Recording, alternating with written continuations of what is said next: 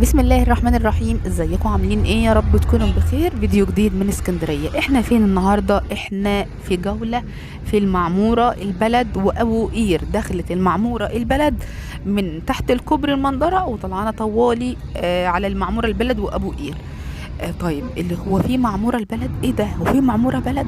في معمورة بلد بالنسبة لاخواتنا اللي بيتفرجوا علينا من بره اسكندرية. المعمورة مش ان هي معمورة شاطئ وخلاص زي ما بتيجوا تصيفهم، لا ده في معمورة بلد كمان. علشان كده كنت دايما بقول لكم، الناس بقى اللي متابعاني باستمرار، كنت دايما بقول لكم احنا في معمورة الشاطئ يا جماعة، احنا في معمورة الشاطئ مش في معمورة البلد، علشان ما تجوش تقولوا المعمورة وتلاقوا حد موديكم المعمورة البلد. طيب، هي المعمورة هي مكان واحد ومقسومة لقسمين. القسم الأول اللي هو المعمورة الشاطئ والمعمورة البلد. المعمورة البلد منطقة شعبية يا جماعة، معمورة البلد دي منطقة شعبية، والمعمورة الشاطئ منطقة راقية جدا جدا، فيها شاليهات، فيها طبعا أنا عاملة عنها كذا فيديو في القناة. اللي عايز يشوفها بقى بالفيديو ويشوف شواطئها يكتب المعمورة ويكتب جنبها فلوجات رودي. لازم تكتبوا جنبها فلوجات رودي علشان يطلع لكم بقى اللي هو ايه، يطلع لكم بقى الفيديو بتاعي انا. المعمورة الشاطئ، المعمورة الشاطئ مكان كده جميل، كومباوند كده عليه بوابة امن وحراسة، بتدخلوا بتدفعوا تذاكر لنفسكم ولعربيتكم، وبتدخلوا جوه بقى شاليهات جوه وفلل وشقق وشاطئ عام وشاطئ خاص ودنيا تانية خالص خالص خالص. المعمورة الشاطئ دي حاجة كده، وفنادق جوه وكافيهات. اتفرجوا على الفيديو، اكتبوا كده، اكتبوا المعمورة في لوجات رودي وهو هيطلع لكم، بس بعد ما تخلصوا الفيديو ده يعني. المهم بقى، احنا هنا هناخدوا كده جولة ونتعرفوا شوية على المعمورة البلد ونظامها ايه. بصوا بقى، المعمورة البلد دي كانت من زمان خالص، كانت عبارة عن يعتبر ريف. انا اخر مرة روحتها قبل الفيديو ده كان من ممكن من 12 13 سنة. كان مكان ريف جدا جدا. هي اخر منطقة في شرق اسكندرية، اخر منطقة في شرق اسكندرية هي المعمورة. المعمورة البلد دي كانت ريف، وكانت مقسومة يا جماعة لقسمين، بحري وقبلي. البحري كان مساكن شعبية كده، طراز قديم، وكان القبلي كان أراضي زراعية. دلوقتي بقى خلاص بقى قبلي والأراضي الزراعية خلاص، دلوقتي اللي احنا فيه ده ما عادش فيه أراضي زراعية خالص، وقبلي وبحري بقى كله مساكن شعبية. هي شعبية ولا مش شعبية؟ هي شعبية طبعا، شعبية كمان، شعبية جدا يعني.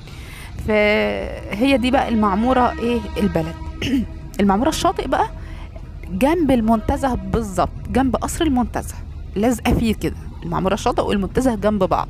طيب، هي هم ليه سموها المعمورة؟ لأن هي كانت في يعني ايه، كانت أرض فاضية، كانت أرض فاضية، مكان فاضي خالص، اتعمرت فسموها المعمورة. انا المره دي اتفاجئت بيها خالص، لان زي ما قلت لكم انا كنت فيها اخر مره من طبعا القطر اللي هو على يمنا. كنت فيها من زمان من زمان، من سنين 12 13 سنه. فكنت بقى ايه، دخلتها كده، كانت ارياف بقى والمباني بقى اللي هو الدورين كده وخلاص يعني، ما كانش بقى نظام عماير كده. لكن دلوقتي ما عادش فيه خالص بقى ارض زراعيه، كلها بقى قلبوها مباني بقى. لو وصلت لغايه هنا بقى ولسه ما حطوش الفيديو، ما حطوش اللايك. لو وصلت لغايه هنا ولسه ما حطوش اللايك، حطوا لنا اللايك على الفيديو عشان اللايك بتاعكم بيفرق. لايك واشتراك. رودي بتقول لكم لايك واشتراك، لان اللايك بتاعكم بيفرق جدا جدا مع الفيديو بتاعنا. وشكرا للناس الجميله اللي بتحط لي اللايك من قبل ما تدخل تشوف الفيديو. اقسم بالله انا عندي ناس عسل بيحطوا اللايك كده قبل ما يشوفوا الفيديو. متخيلين الفيديو ينزل خلاص، الفيديو جاهز للمشاهده، بلاقي اللايك اتحط من قبل ما يعني انا ما شافش الفيديو اساسا او ما شافتش الفيديو، فبلاقي اللايك اتحط.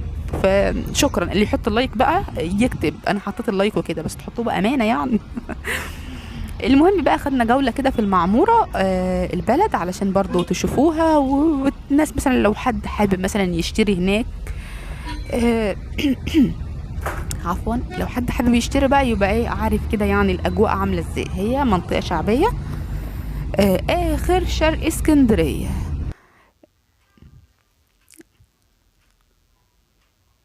اخر شرق اسكندريه هي المعموره البلد.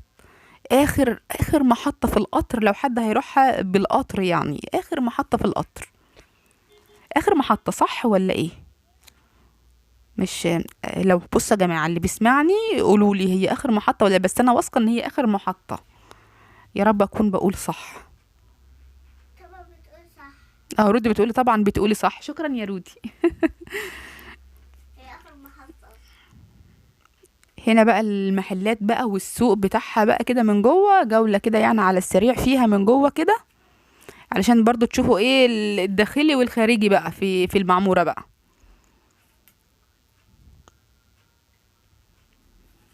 يا رب تكون جولتنا عجبتكم النهارده. لو بتشوفونا مش مشتركين اشتركوا في القناة وانتظروني في فيديوهات جاية كتير، لايك واشتراك. والسلام عليكم ورحمة